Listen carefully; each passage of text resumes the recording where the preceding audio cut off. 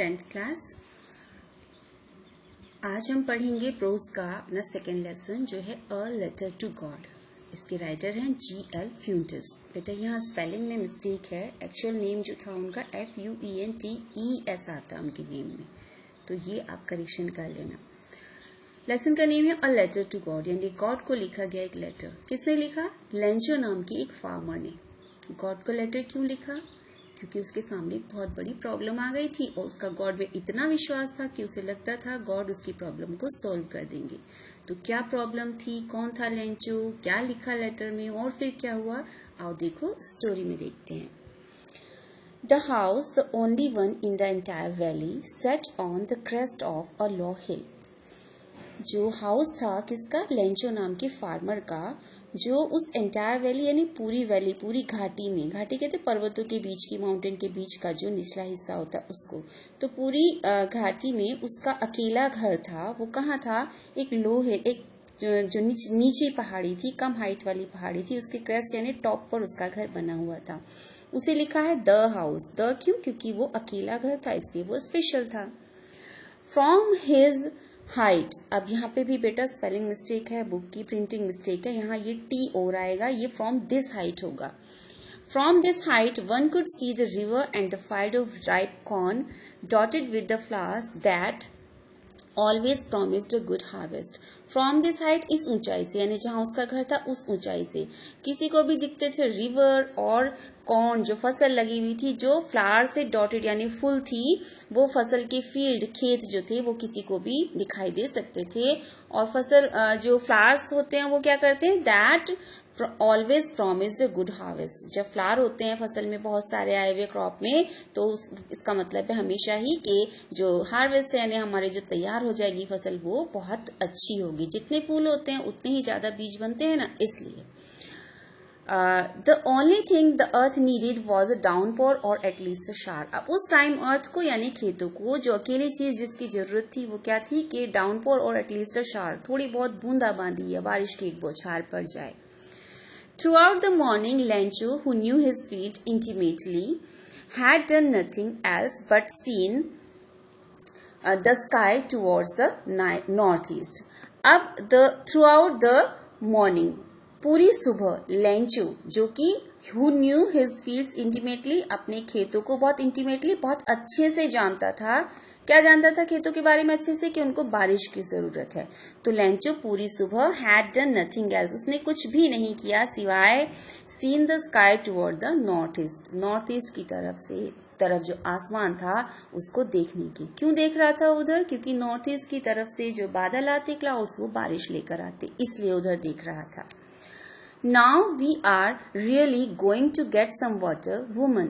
फिर वो अपनी वाइफ से बोलता है आसमान की तरफ देखकर कि अब हमें सच में कुछ पानी मिलने वाला है, यानी बारिश होने वाली है। The woman who was preparing supper replied, yes, God's willing। Woman जो वाइफ थी उसकी, वो जो सपर तैयार कर रही थी रात का खाना, उसने जवाब दिया हाँ हाँ, गॉड की इच्छा। The older boys were working in the field। उसके जो बड़े वाले लड़के थे, बच्चे थे लेंचो के, वो तो फील्ड में काम कर रहे थे। While the smaller ones were playing near the house। जबकि जो छोटे वाले थे वो near the house, घर के पास में खेल रहे थे। Until the woman called to them all, come for dinner। वो कब तक ऐसा करते रहे? जब तक कि वुमन ने यानी लेंचो की वाइफ ने उन सबको पुकारा नहीं, क्या कह के कि come for dinner, डिनर के लिए आ जाओ। It was during the meal that, just as Lencho had predicted, big drops of rain began to fall। It was during the meal, रात के खाने के उनका जो टाइम था, डिनर था, उस टाइम ड्यूरिंग यानी उसके दौरान ऐसा हुआ। क्या हुआ? Just as Lencho had predicted, जैसा लेंचो ने प्रेडिक्ट किया, ने पहले से बोल दिया था, फोरटेल कर दिया था। Big drops of rain, बारिश की बड़ी बड़ी बूंदे, begin to fall, गिरने लगी। In the northeast, huge mountains of clouds could be seen approaching। और नॉर्थ ईस्ट की साइड क्लाउड जो कि कैसे लग रहे थे? ह्यूज मतलब लार्ज, बड़े बड़े माउंटेन के जैसे लग रहे थे, उनको अप्रोचिंग यानी कमिंग, आते हुए देखा जा सकता था। The air was fresh and sweet। हवा जो थी वो थी बहुत अच्छी थी, fresh and sweet थी। The men went out for no other reason than to have the pleasure of feeling the rain on his body, and when he returned he exclaimed. The man यानी Lencho went out for no other reason, वो बाहर गया for no other reason, उसका बाहर जाने का कोई और कारण नहीं था, बल्कि किस लिए? To have the pleasure of feeling the rain, rain को फील करने का, किस पे? ऑन हिज बॉडी, अपनी बॉडी पर रेन को फील करने का जो प्लेजर है, मजा है, वो लेना चाहता था, इसलिए बाहर गया. And when he return he explained, और जब वो वापस आया तब उसने बोला, these aren't rain drops falling from the sky, ये जो रेन ड्रॉप्स हैं एक्चुअली ये रेन ड्रॉप्स नहीं है, बारिश की बूंदे नहीं है जो स्काई से गिर रही हैं. दे आर न्यू कॉइन्स, ये तो न्यू कॉइन्स नए सिक्कों के जैसी हैं. The big drops are 10 cent pieces and the little ones are 5. कहता है ये जो बड़ी बड़ी बूंदे हैं ये तो 10 cent के सिक्कों के जैसी है, कॉइन जैसी है, और जो छोटी वाली हैं ये 5 के जैसे. जैसे हमारे यहाँ पैसे बोलते हैं, वहां पॉइंट का हिस्सा सेंट होते हैं, इसलिए उन्होंने सेंट वर्ड यूज किया. With a satisfied expression, he regarded the field of ripe corn with its flowers draped in a curtain of rain. अब वो सेटिस्फाइड था बारिश से, तो अपने सेटिस्फेक्शन वाले एक्सप्रेशन के साथ उसने क्या किया? तुलना, राइप कॉर्न यानी कि उसकी जो फसल थी जो अभी पकने ही वाली थी, उसके फील्ड को यानी कि जिसे बारिश की जरूरत थी उसको रिगार्ड किया, मतलब उसकी तुलना की, उसको समझा. विद इट्स फ्लावर, अपने जो फूलों के साथ उसकी जो फसल थी. Draped in a curtain of rain, देखो बारिश हो रही थी तो ड्रेप्ड कहते हैं कवर्ड को, तो बारिश में क्या थी? उसकी पूरी फसल भीग रही थी. तो उसने बड़े सेटिस्फेक्शन के साथ क्या कहा कि ये जो बारिश है, ऐसा लग रहा है बारिश का जो एक कर्टन है उससे मेरी जो फ्लावर वाली जो मेरी फसल खड़ी हुई है ये पूरी की पूरी ढकी हुई है. But suddenly a strong wind began to blow and along with the rain very large hailstones began to fall. But suddenly, लेकिन अचानक से क्या हुआ? बहुत तेज हवा बहने लगी, बिगन टू ब्लो बहने लगी, और उसके साथ साथ रेन के क्या हुआ? वेरी लार्ज हेलस्टोन्स, बहुत बड़े बड़े ओले, बिगन टू फॉल यानी गिरने लगे. These truly did resemble new silver coins, ये जो ओले पड़ रहे थे ना, ये सच में सिल्वर कॉइन्स के जैसे थे, यानी उनको रिजेंबल कर रहे थे ना, सिल्वर कॉइन्स जैसे लग रहे थे. The boys exposing themselves to the rain ran out to collect the frozen pearls. अब जो उसके बेटे थे वो अपने आप को रेन में एक्सपोज करते यानी बाहर बारिश में आते हुए इन फ्रोजन पर्ल्स यानी जमे हुए मोती, यहाँ किसको बोला है? ओलों को बोला है. तो उन ओलों को, हेलस्टोन्स को कलेक्ट करने के लिए वो बाहर दौड़ पड़े. It is really getting bad now exclaimed the man. अब मैन यानी लेंचो ने अब बोला ये तो सच में खराब होता जा रहा है. I hope it passes quickly, मैं उम्मीद करता हूं कि ये जल्दी पास हो जाए, मतलब ये जो ओलो वाली बात है ये खत्म हो जाए. It did not pass quickly, लेकिन जल्दी से ऐसा नहीं हुआ, यानी कि ओले जल्दी खत्म नहीं हुए, वो हेलस्टोन्स जो थे वो पड़ते रहे. For an hour the hail rained on the house, the garden, the hillside, the cornfield, on the whole valley. अब 1 घंटे तक पूरी वैली में, पूरी घाटी में जितनी भी जगह थी, सब जगह वो जो हेल थे, ओले थे, वो रेन करते रहे, बरसते रहे, यानी घर, गार्डन, खेत, पहाड़ी, सब जगह. The field was white as if covered with salt. Field कैसा हो गया? खेत कैसे हो गए लेंचो के? जैसे सफेद हो गए बिल्कुल, जैसे कि उनको सॉल्ट से, नमक से कवर कर दिया गया हो. Not a leaf remained on the trees, और जो ट्रीज थे, पेड़ थे वहां पर, उन पर एक लीफ भी, एक पत्ती भी नहीं रही. The corn was totally destroyed, और उसकी जो कॉर्न फसल थी वो पूरी की तरह पूरी की पूरी डिस्ट्रॉय यानी खराब हो गई थी, नष्ट हो गई थी. The flowers were gone from the plants, जितने भी पौधे थे उनसे सबसे फ्लावर गिर चुके थे. Lencho soul was filled with sadness, और ये सब देखकर लेंचो की जो सोल थी, आत्मा थी, वो बहुत ज्यादा सैडनेस से, दुख से भर गई थी, मतलब लेंचो बहुत उदास हो गया था.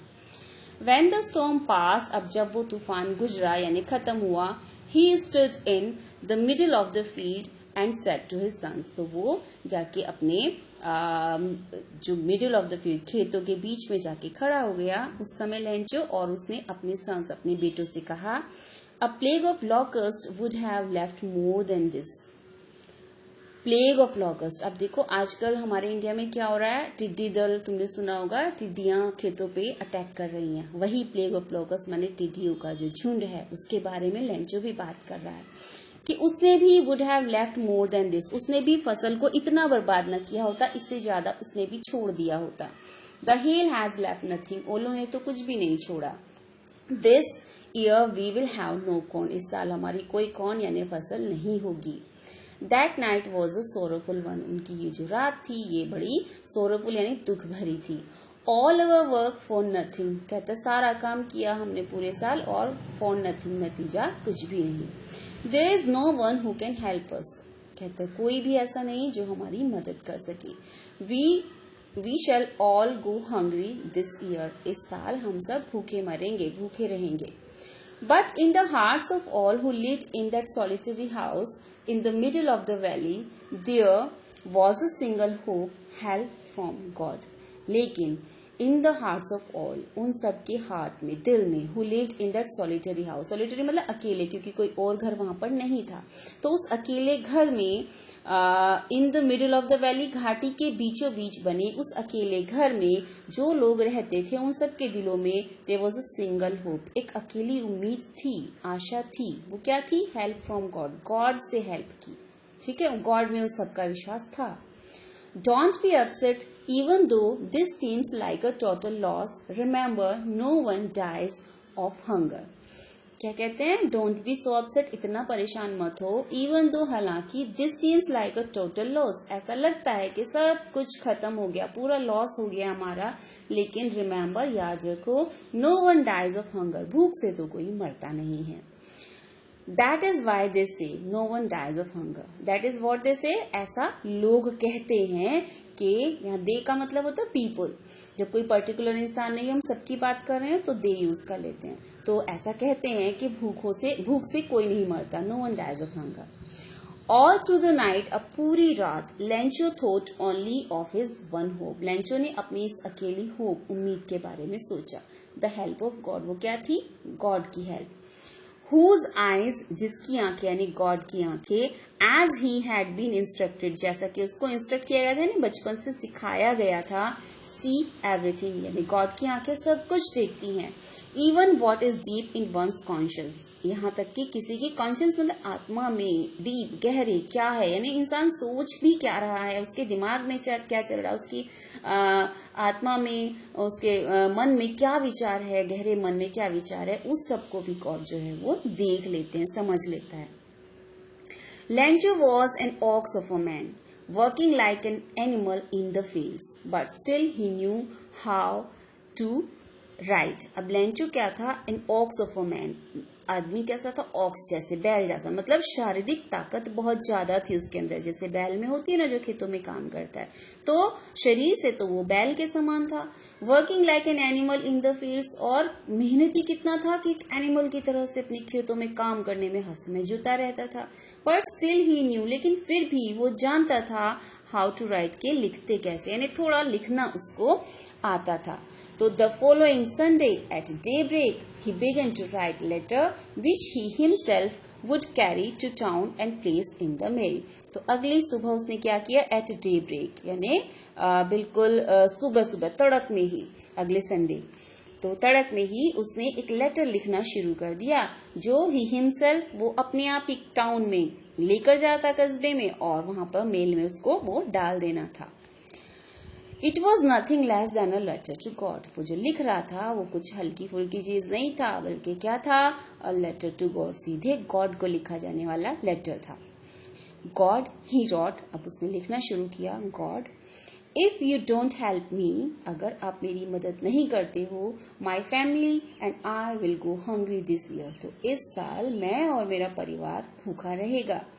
आई need 100 pesos in order to sow my feet again and to live until the crop comes। कहता मेरे जो मुझको क्या चाहिए? 100 पीसोस चाहिए, जैसे यहाँ रुपए क्या देते हैं वहाँ पीसोस, तो मुझे 100 पीसोस चाहिए, 100 रुपए चाहिए मुझे, 100 पीसोस चाहिए, ताकि मैं अपने फील्ड को अगेन दोबारा सो कर पाऊं, यानी मैं फसल बो पाऊं, और जब तक कि क्रॉप आए, अगली फसल आए, तब तक मैं और मेरा परिवार जिंदा रह सके। बिकॉज द हेल स्टॉर्म, इसके बाद कहता है क्योंकि हेल स्टॉर्म यानी ओलों ने, फिर आगे डैश डैश ऐसे दिया है क्योंकि हमें पता है आगे क्या लिखेगा वो, ठीक है, उसने पूरी बात आगे लिख दी। He wrote to God on the envelope, अब एनवलप यानी लिफाफा जिसमें उसने लेटर को डाला, उस पे बाहर लिखा टू गॉड, यानी एड्रेस में लिखा to God. Put the letter inside and still troubled went to town, और उसने लेटर को इनसाइड अंदर रख दिया लिफाफे में, और अभी भी परेशान सा क्योंकि उसकी प्रॉब्लम तो सॉल्व हुई नहीं थी, तो वेंट टू टाउन, वो टाउन में गया। At the post office, he placed a stamp on the letter and dropped it into the mailbox. और पोस्ट ऑफिस जाके उसने क्या किया, एक स्टैंप लगाई अपने लेटर पे, जैसे मोहर लगाते हैं वो, और फिर उसको मेल बॉक्स में ड्रॉप कर दिया, डाल दिया। One of the employees who was a postman and also helped at the post office went to his boss laughing heartily. पहले इतना बता देती हूँ। One of the employees who was a postman, अब पोस्ट ऑफिस में एक employ वहां का जो पोस्टमैन था और वो पोस्ट ऑफिस पे हेल्प भी किया करता था काम में, went to his boss laughing heartily, वो अपने बॉस यानी पोस्ट मास्टर के पास हार्टिली यानी बड़े दिल से हंसता हुआ गया। And showed him the letter to God, और गॉड को लिखा हुआ जो लेटर था जो उसने उसे मेल बॉक्स में मिला था वो उसने अपने पोस्ट मास्टर को दिखाया। Never in his career as a postman had he known that address. अपने पूरे करियर में उसने इस एड्रेस यानी गॉड को लिखा हुआ कोई लेटर अब तक तो देखा नहीं था, इस एड्रेस को वो नहीं जानता था वो पोस्टमैन। जाहिर सी बात है गॉड को लेटर तो कोई लिखता नहीं है, तो उसका हैरान होना लाजमी था। The postmaster, a fat, amiable fellow, also broke out laughing, but almost immediately he turned serious and tapping the letter on his desk commented. The postmaster, अब वो जो पोस्टमास्टर था जो कैसे था, फैट, थोड़ा सा फैट, अमाइबल यानी प्रेजेंट नेचर का, अच्छी नेचर का एक फेलो यानी व्यक्ति था। ऑल्सो ब्रॉक आउट लाफिंग, उसने भी हंसना शुरू कर दिया, लेकिन ऑलमोस्ट इमीडिएटली, लेकिन लगभग तभी तुरंत वो सीरियस हो गया। And tapping the later on his desk, और अपने डेस्क पर लेटर को टैप करते यानी डालते हुए कमेंटेड, उसने कमेंट किया, उसने कहा, क्या कहा उसने, व्हाट फेथ, क्या विश्वास है। I wish I had the faith of the man who wrote this letter starting up a correspondence with God, क्या कहा उसने कि ये कितना ज्यादा विश्वास है इसे गॉड में। आई wish I had the faith of the man, मैं विश करता हूँ काश मेरे अंदर इंसान में जो फेथ है गॉड को लेके वो मेरे अंदर होता। किस इंसान में, हु रोट दिस लेटर, जिसने इस लेटर को लिखा। Starting up a correspondence with God, कहता इतना विश्वास है गॉड में कि गॉड के साथ कॉरेस्पॉन्डेंस यानी कि लेटरबाजी, लेटर लिखना ही उसने शुरू कर दिया। इसे हिंदी में बोलते पत्राचार, है ना, लेटर डालना, तो लेटर लिखना ही उसने गॉड को शुरू कर दिया, गॉड में इतना विश्वास है। So in order to shake the writer's faith in God the postmaster came up with an idea.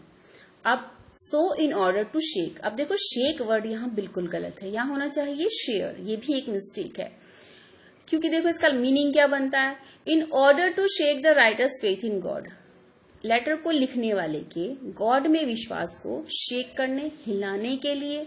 No, ये तो हो नहीं सकता ना, क्या बनेगा, शेयर, उसके फेथ को शेयर करने के लिए, ठीक है। पोस्टमास्टर को एक आइडिया आया, आंसर द लेटर, आइडिया क्या था कि मैं इस लेटर को आंसर करता हूं, जवाब देता हूं इसका। But when he opened it, लेकिन जब उसने उस लेटर को खोला, it was evident that to answer it he needed something more than goodwill, ink and paper. लेकिन जब उसने लेटर को खोला तो एविडेंट यानी क्लियर हो गया कि इस लेटर को आंसर देने के लिए तो उसको पेपर, इंक और गुडविल यानी अच्छी भावना, सद्भावना से मोर देन कुछ ज्यादा उसको चाहिए होगा। ऐसा क्यों कह रहे हैं ये, क्योंकि लेटर में उसने मांगे थे 100 पीसोस, तो कुछ लिखने से तो काम चलने नहीं वाला था, क्या करना था, उसको मनी देनी थी।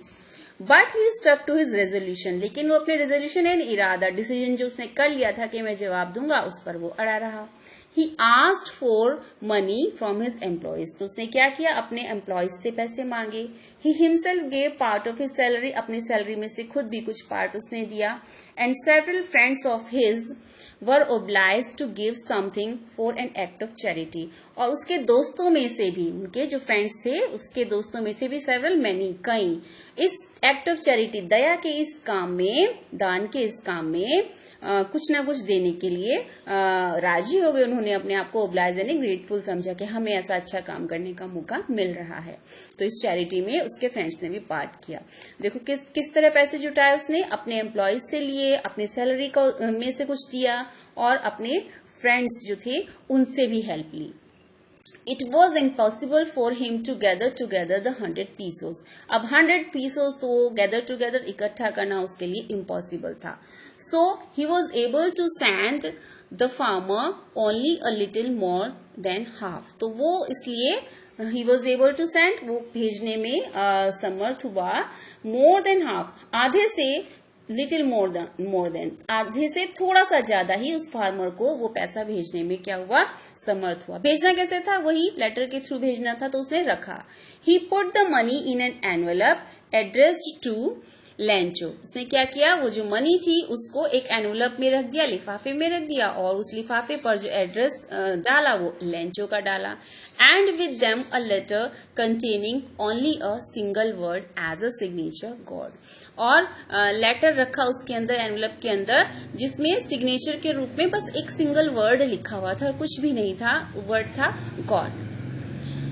The following Sunday, Lancho came a bit earlier than usual to ask if there was a letter for him. अब अगले Sunday Lencho a bit earlier, थोड़ा सा पहले आ गया, जितना कि यूजुअली आमतौर पे वो पूछने के लिए आया करता था कि if there was a letter for him, वो पूछने आता था कि क्या उसके लिए कोई लेटर आया है, तो उससे थोड़ा जल्दी हमेशा के टाइम से वो आ गया. अब it was the postman himself who handed the letter to him. While the postmaster, experiencing the contentment of a man who has performed good deed, looked on from the doorway of his office. अब वो postman वही जिसने कि उसको letter को पहले लिया था, उसी पोस्टमैन ने खुद उसको लेंचो को लेटर हैंडेड किया, ने लेटर दिया. वाइल जबकि जो पोस्टमास्टर था वो एक्सपीरियंसिंग द कॉन्टेंटमेंट, कॉन्टेंट मतलब सेटिस्फेक्शन, खुशी, संतोष, एक्सपीरियंस करता हुआ, महसूस करता हुआ. Who has performed good deed, जिसने कि कोई गुड डीड, अच्छा काम किया हो.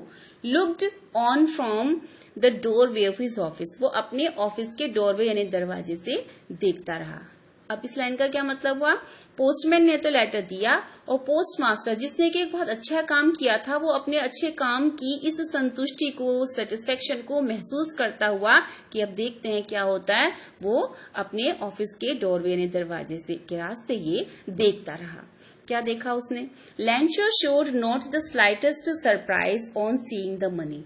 लेंचो ने तो सीइंग द मनी, पैसे को देखकर, स्लाइटेस्ट सरप्राइज, जरा सा भी सरप्राइज, हैरानी नहीं दिखाई.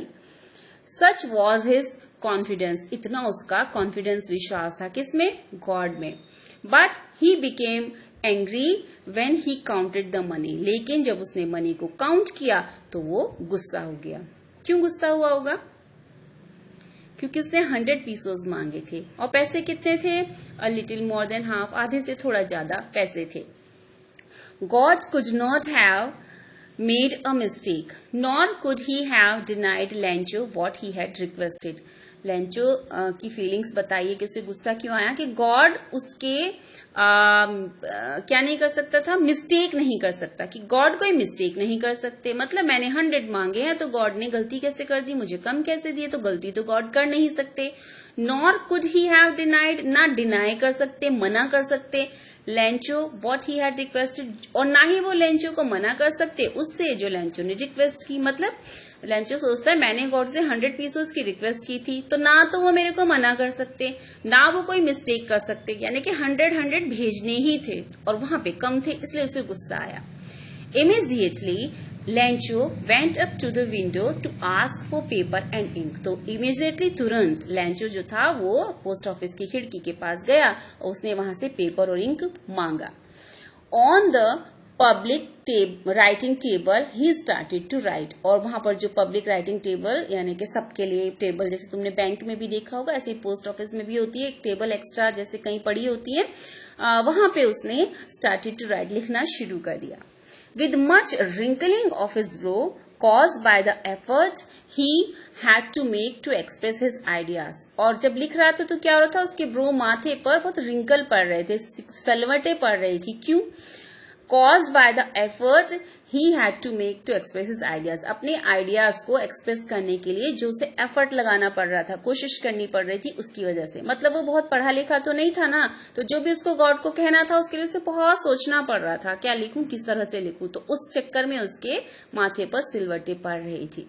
When he finished, he went to the window to buy a stamp which he licked and then affixed to the envelope with a blow of his fist। और जब उसने लेटर फिनिश कर लिया तो वो विंडो पे गया एक स्टैम्प खरीदने के लिए, जिसको उसने लिख किया और उसे एनवेलप पे अपने फिस्ट यानी मुट्ठी के एक ब्लो से, मतलब मुट्ठी से ब्लो को कहते हैं वार, प्रहार करना, तो मुट्ठी की मदद से उसने उसको एनवेलप पे अफिक्स कर दिया, यानी चिपका दिया स्टैम्प को, टिकट को।